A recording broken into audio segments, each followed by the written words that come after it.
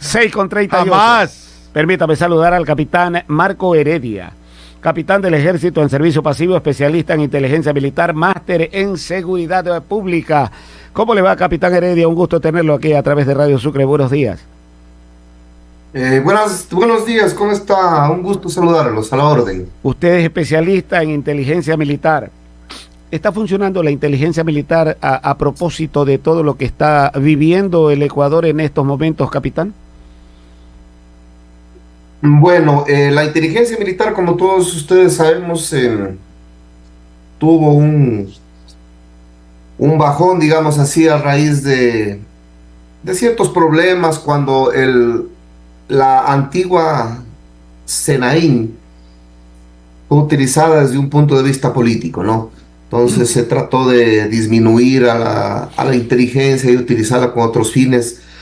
Pero últimamente hemos visto con acierto que la inteligencia ha tomado su curso, ha tomado su cauce y está dando algunos resultados interesantes. A raíz de la declaración del conflicto armado interno se ha fortalecido la inteligencia, hace su trabajo silencioso, su trabajo subrepticio y finalmente en base a una articulación adecuada que están usted sostiene todos los subsistemas de inteligencia, sean estos de las Fuerzas Armadas, policías, los sistemas de la UAFE y otros organismos de inteligencia, se están comenzando ya a evidenciar los resultados de desarticular a bandas del crimen organizado, capitán, atacar economías criminales, y obviamente es un trabajo muy complejo.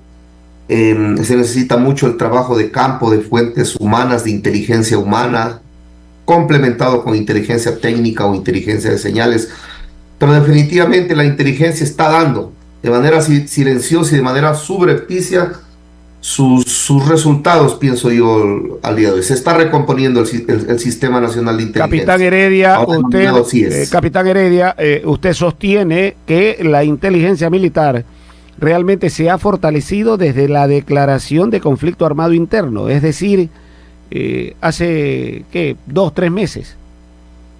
Conozco de buena fuente que la inteligencia se ha fortalecido. Se han destinado recursos específicos para temas de manejo de información, obviamente son recursos reservados para compra de equipos, y está cumpliendo su trabajo, hay gente especializada, hay gente técnica que está trabajando sobre este aspecto. Recordemos que la inteligencia es vital y es clave para la ejecución de las operaciones a nivel de fuerza pública, del conflicto armado interno, ¿no? Todas las operaciones que se hacen, obviamente lo que se ha desplegado en Esmeraldas en su momento, en Manabí y ahora en Durán, obedece, entre otras cosas, también a un trabajo articulado y a información proporcionada por los sistemas de inteligencia. ¿Usted no considera necesario, por ejemplo, que intervenciones como la que se está dando en Durán debieron ser manejadas con lo que usted indicaba a propósito de inteligencia, con mucho sigilo y de manera subrepticia? Bueno, en principio sí, ¿no? Me parece que más allá del anuncio que se hizo por parte del gobierno, no se han indicado obviamente las estrategias y las tácticas que se iban a operar en Durán, y obviamente recordemos que este tema de la seguridad interna y del combate al crimen organizado es, como yo siempre suelo decir, el juego del gato y el ratón. El gato, Maula. El gato y el ratón. Hay ciertas ocasiones en que cuando llega el gato, los ratones desaparecen, ¿no? Y esa es la tendencia, esa es la lógica, pero más allá de esto, considero yo que mientras no se desnuden las tácticas operativas de intervención, mientras no se evidencien las ubicaciones de las fuerzas y toda la operación que se va a ejecutar, no considero que sea muy complejo el hecho de avisar o no el lugar donde se va a intervenir. Pero hay un refrán en el aspecto de armamentismo, de guerra avisada no mata gente, y también la otra, para seguir parafraseando al gato Maula, cuando el gato se va, los ratones se pasean. O regresan, ¿no? Sí. Y eso es lo que sucede, lamentablemente. Pienso yo que el gobierno está haciendo un esfuerzo importante en el combate al crimen organizado, al narcotráfico, en cuanto al tema a raíz de la declaración del conflicto armado interno. Nunca va a ser suficiente. Recordemos que estamos trabajando o estamos enfrentando a grandes poderes económicos de las economías criminales, con un gobierno, con un Estado muy reducido en cuanto a recursos económicos o recursos logísticos, etcétera, y el tema es muy, muy complejo. El año pasado se proyecta que se capturaron cerca de 300 toneladas de droga, ¿no? Pero se calcula, de acuerdo a los informes incluso de la DEA de los Estados Unidos, de que el Ecuador tiene la capacidad de capturar única y exclusivamente un 20 o 25% del tráfico internacional de drogas que sale por nuestros puertos, ¿no? Entonces, capitán. Entre 800 o 900 toneladas de droga pudieron haber salido, ¿no? Esa se capturó solo el 20 o 25%.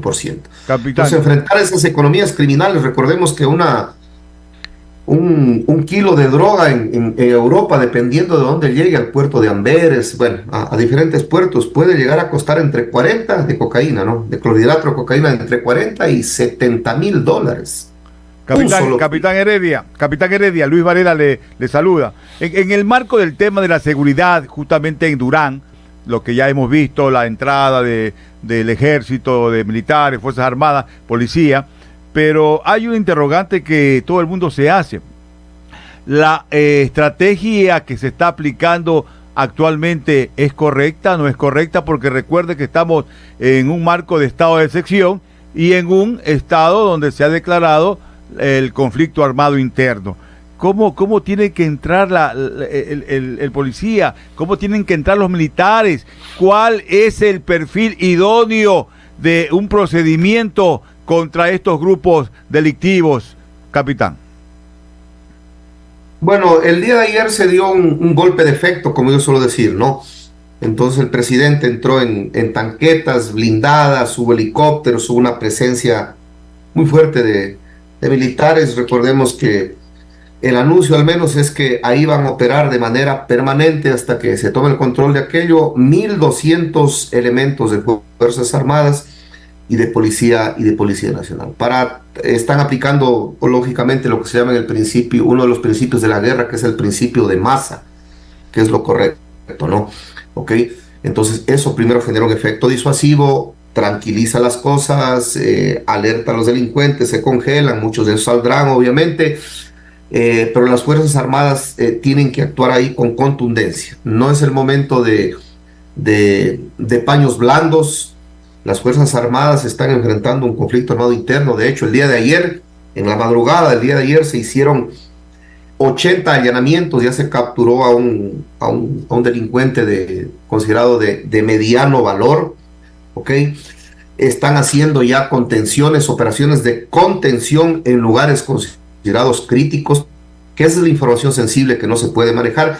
Están comenzando a hacer ya patrullajes preventivos con presencia disuasiva. La inteligencia ya está operando al 100%, ahí la inteligencia humana y la inteligencia de señales. Y finalmente, una vez cuando ya logren tener el control y posesionar bien a las tropas, consolidar todo este sector, que es un sector muy crítico, comenzarán las intervenciones focalizadas. Pero recordemos que a más de la parte de intervención táctica operativa de las fuerzas, de las tropas, de los recursos, el gobierno también ha anunciado, y a mí me parece muy interesante, muy importante esto que no se había hecho antes, es un abordaje integral o un abordaje multidimensional de la problemática. Es decir, no solo corresponde ingresar con tropas, con fuerzas, que es la parte que hay que hacer, por supuesto, es la parte reactiva, la parte represiva de combate al crimen, pero también hay que ir con la atención de los otros aspectos de orden social, que son los que realmente generan. Ese es el tema. Esa es la relación fundamental, porque si no, las diferencias terminarán haciendo explosión en la sociedad ecuatoriana, y eso basta recoger lo que ha pasado en otros países. Una última inquietud, capitán Marco Heredia.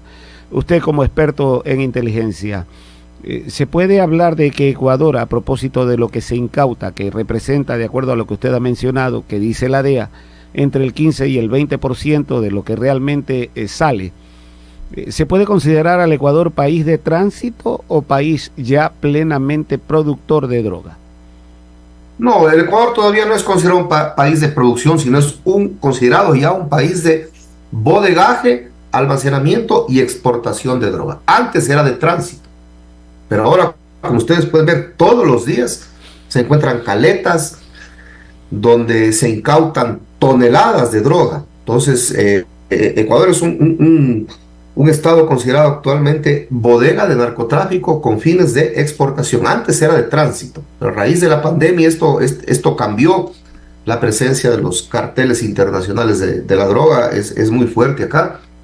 Y realmente yo lo que siempre he considerado y cuando he tenido la oportunidad de recomendar es que, además de la intervención del conflicto armado interno, la presencia de fuerzas armadas, de policía, en la parte interna del Estado, el gobierno o el Estado de turno tiene que trabajar en reforzar las fronteras. Yo siempre hago esta reflexión: ¿por dónde entra la droga? Por las fronteras. Nuestras fronteras son muy, pero muy permeables, ¿okay? Entonces ahí implica un trabajo a nivel regional, coordinación con los gobiernos, en este caso de Colombia, con los gobiernos de Perú, hacer lo que se llamaba antes las famosas Conbifron, las convenciones binacionales, los encuentros binacionales. Claro. Recién estuvo el presidente en Perú, y eso es lo correcto que hay que hacer. Claro, hay que trabajar mucho en lo que es fronteras vivas, lo que antes hacían las Fuerzas Armadas. Porque esto es una cuestión de lógica. Si aquí entra en el país, quiere decir que del otro país salió también. No, es una labor conjunta.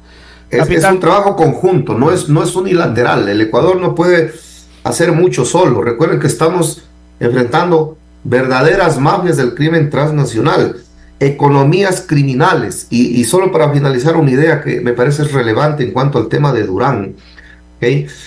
Se anunció también que se encontró una oficina paralela al municipio, y esto es muy grave, ¿no? Esto refleja que ya en el Ecuador se está comenzando a dar en ciertos sectores un concepto de gobernanza criminal, lo mismo que pasó en la década de los 80 y 90, ustedes recordarán, en Colombia. En Colombia, en los grupos guerrilleros de aquella época, las FARC y el ELN, llegaron a controlar en su momento de mayor esplendor, por decirlo de una manera, hasta el 50% de los municipios, de las municipalidades de Colombia, que son más de 1.400.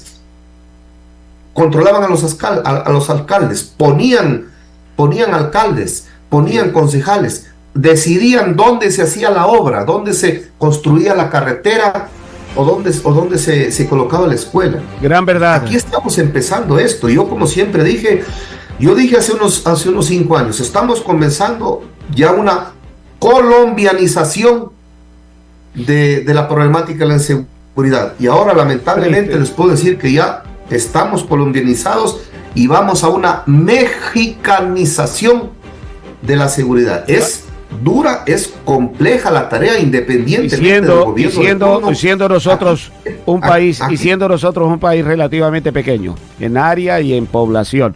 Gracias, capitán Heredia, muy amable por su presencia aquí a través de Radio Sucre. Un gusto, buenos días, a la orden.